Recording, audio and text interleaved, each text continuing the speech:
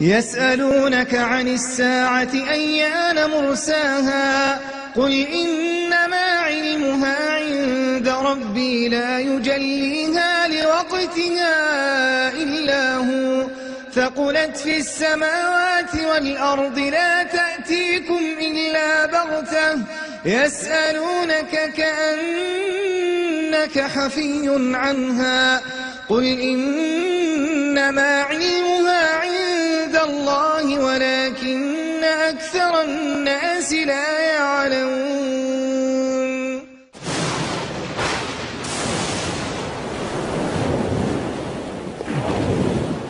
بدأت أشراط الساعة تتوالى منذ ميلاد ومبعث النبي صلى الله عليه وآله وسلم، حيث قال: بعثت أنا والساعة كهاتين، وأشار إلى السبابة والوسطى.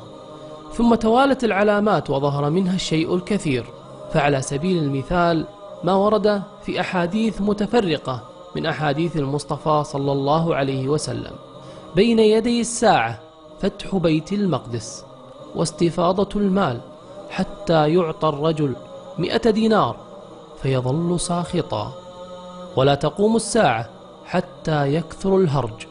قالوا: وما الهرج يا رسول الله؟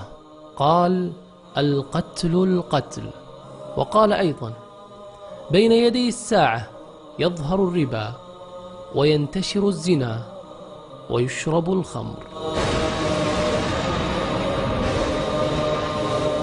وتضيع الأمانة ويسند الأمر إلى غير أهله، ويتحدث التافه بأمر العامة، ويتطاول رعاء البهائم في البنيان.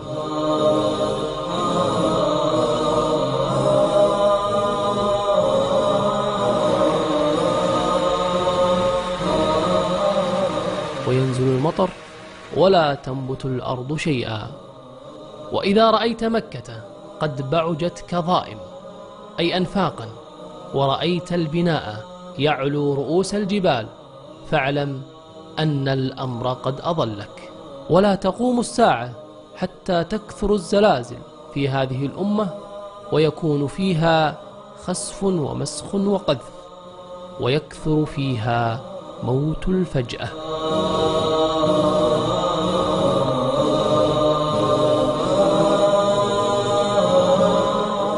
فهل ينظرون إلا الساعة أن تأتيهم بغتة فقد جاء أشراطها فأنى لهم إذا جاءتهم